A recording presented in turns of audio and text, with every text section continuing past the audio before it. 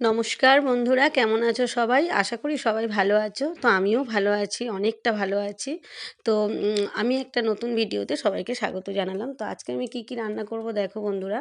এই যে পালং শাক আর এই যে শিম, মূলো আর এই যে চিংড়ি আর আলু দিয়ে একটা চচ্চড়ি করব। আর হচ্ছে তো আমার বর বাজার থেকে এগুলো কিনে এনেছে। তো আমি প্রথমেই রেগে গিয়েছি যে তুমি মাছ আনোনি, মাছের ঝোল একটা করব ফুলকপি আলু দিয়ে। অনেকদিন থেকে ইচ্ছা হচ্ছে ফুলকপি আলু দিয়ে মাছের ঝোল করব।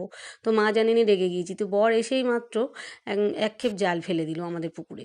তো সঙ্গে সঙ্গে দেখো বন্ধুরা কতগুলো মাছ উঠেছে এই যে জালে। তো এর মধ্যে সবচেয়ে বড় যে কাতলা মাছটা, তো সেটাই আজকে আমি কেটে রান্না করব। তো বন্ধুরা এই যে দেখো, আমাদের পুকুরটা তো জলে আর মাছে পুরো সমান, মানে মাছ প্রচুর, মানে ফেললেই মাছ হয়। কিন্তু এই কদিন খুব ঠান্ডা মতো পড়েছিল বলে তো আমি ভেবেছিলাম মাছ হয়তো উঠবে না। তো দেখলাম মানে একবারই জালটা ফেলেছে, সঙ্গে সঙ্গে দেখলাম এতগুলো মাছ উঠেছে। তো এই যে আমি বড় কাতলা মাছটা নিয়ে নিলাম। তো আর আর মাছগুলো আমার শাশুড়ি মা ওনারা ওনারা নিয়েও কেটে ফ্রিজে রেখে দেবে। যতগুলো রান্না করবে বাদবাকি সব ফ্রিজে রেখে দেবে, যতগুলো লাগবে রান্না করে নেবে। আর আমি এটা এটা নিলে আমাদের মোটামুটি হয়ে যাবে চারজনের। তো এই যে মাছটা বন্ধুরা দেখো আমি কেটে নিচ্ছি। মাছটা বেশ মোটামুটি মিডিয়াম সাইজে, খুব ছোটো না খুব বড়ও না।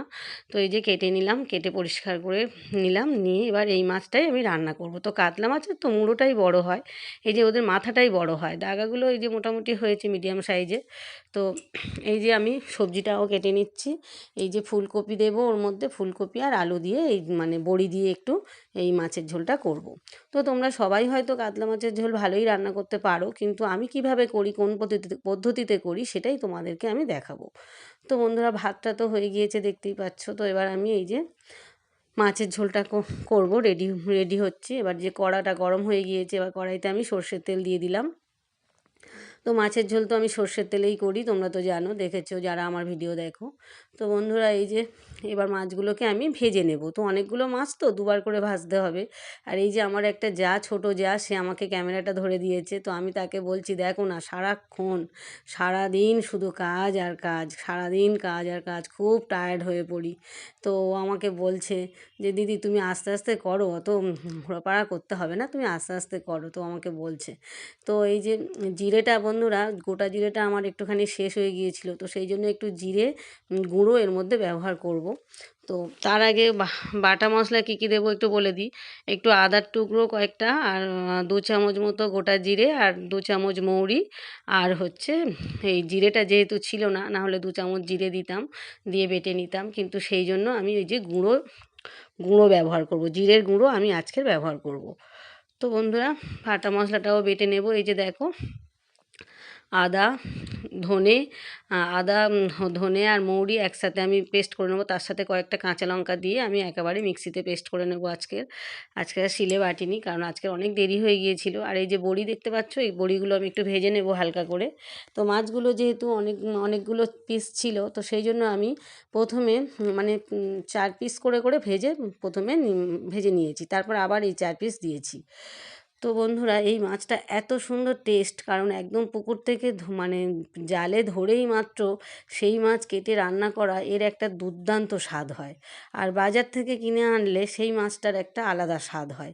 তো যেহেতু আমাদের পুকুরটা সবসময় মানে আমাদের পুকুরে মাছ ভর্তি থাকে, তো যখনই আমাদের মাছ মানে বাজারে ভালো মাছ হয়তো পাওয়া যাচ্ছে না, বা একটু টাকা পয়সারও প্রবলেম থাকতে পারে, তো এসেই ওরা হচ্ছে মানে আমার বর বিশেষ করে, আমার বর জাল ফেলতে খুব ভালোবাসে এবং জাল ফেলতে পারেও খুব ভালো, মানে ও জাল ফেললেই মাছ ওঠে।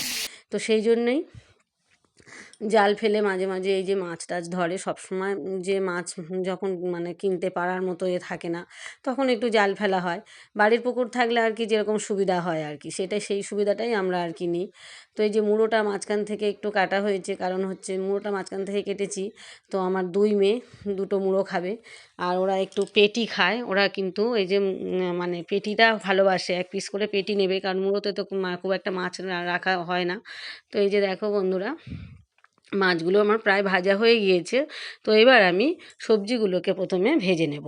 তো মাছগুলো আমি এক এক করে তুলে নেব। তো আজকে যেহেতু আজকে যেহেতু অনেকটা দেরি হয়ে গিয়েছে, তো সেই জন্য তাও আমি চচ্চড়িটাও করেছি, মানে একটু পালং শাক দিয়ে, মূলো দিয়ে, আলু দিয়ে আর চিংড়ি দিয়ে খুব সুন্দর করে একটা চচ্চড়িও করেছি। তো এই যে মাছের ঝোলটা হয়ে গিয়ে তারপরে আমি চচ্চড়িটা চাপিয়েছি। আর এই যে বড়িটা একটু হালকা করে ভেজে নিলাম। এই বড়িটা দিলে বন্ধুরা মাছের তরকারিটা একটা আলাদাই টেস্ট হয়। তো সেই জন্য আমি বড়িটা দিই। মাছের ঝোল হলেই আমি একটু, এই শীতকালে তো ফুলকপি আলুর ঝোলে একটু বড়ি দিলে খুব সুন্দর টেস্ট হয়। তো এই যে আমি একটু সর্ষের তেল আরেকটু দিলাম, দিয়ে এবার আমি এর মধ্যে 5 ফোড়ন দেবো। আমি কিন্তু এই যে দেশীয় মাছ আর ফুলকপি আলুর ঝোল হলে আমি কিন্তু তাতে পেঁয়াজ বা এসব জিনিস দিয়ে ফোড়ন দিই না। আমি একটু 5 ফোড়ন দিয়েই ফোড়ন দিই। তো তোমরা কে কীভাবে করো আমাকে একটু কমেন্ট করে জানাবে। আমি একটু 5 ফোড়ন দিয়ে ফোড়ন দিলাম। আর তেজপাতাটা আমার কাছে ছিল না, 2টো তেজপাতা দিলে ভালো হতো। তো তেজপাতাটা আমার শেষ হয়ে গিয়েছে বলে দিতে পারলাম না। আর এই যে ফুলকপিটাকে আমি হালকা করে ভেজে নিলাম, খুব একটা কড়া করিনি, হালকা করে ভেজে নিয়েছি। তারপরে একটু আলুটা দিয়ে দিলাম, দিয়ে ফুলকপি আলুটাকে বেশ ভালো করে একটু ভেজে নিলাম। নিয়ে তার মধ্যে একটু হলুদ দিয়ে দিলাম, দিয়ে ভালো করে একটু ভাজা ভাজা করে জল ঢেলে দিলাম। দিয়ে এবার লবণ দিয়ে আমি এটাকে ঢাকা দিয়ে এই যে সেদ্ধ করে আমি নামিয়ে নিলাম। কিছুক্ষণ ফুটিয়ে সেদ্ধ করে নামিয়ে নিলাম। নিয়ে এবার এই যে সর্ষের তেল দিলাম, দিয়ে এবার আমি এর মধ্যে আমি মশলাগুলো দেবো। এই যে আমি মিক্সিতে মানে মশলাটা করে নিয়েছিলাম, এই যে মশলা আমি পরিমাণ মতো দিলাম, 2 চামচ মতো মশলা দিলাম, ওই যে বাটা মশলাটা দিলাম। আর 1 চামচ মতো আমি জিরের গুঁড়ো দিলাম। আর শুকনো লঙ্কার গুঁড়ো একটু দিলাম, ওই 1-1.5 চামচ মতো দিলাম আন্দাজে।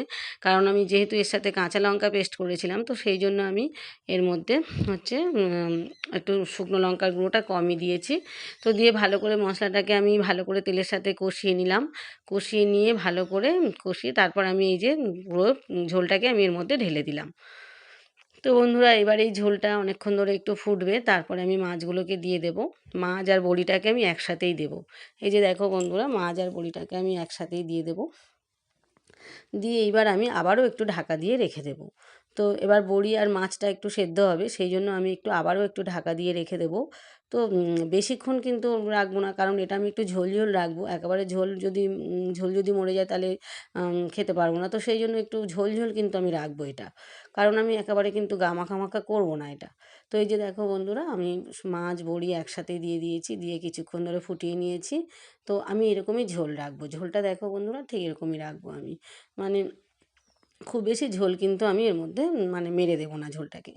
তো এই যে আমি এবার একটু এটাকে যেহেতু এই ঢাকা দিয়ে দিলাম, ঢাকা দিয়ে এবার সামান্য একটু ফুটবে, বেশিক্ষণ না, সামান্য একটু ফোটা ফোটা হয়ে গেলে এই যে দেখো বন্ধুরা, আমার তরকারিটা পুরো রেডি হয়ে গিয়েছে। ফুলকপি আলু বড়ি দিয়ে মাছের ঝোল আমার পুরো রেডি। দেখো বন্ধুরা কি সুন্দর দেখতে হয়েছে। আর যেমনই দেখতে সুন্দর হয়েছে না, তেমনই সুন্দর খেতেও হয়েছে, খুব সুন্দর খেতে হয়েছে। তো সবাই ভালো থেকো, টাটা।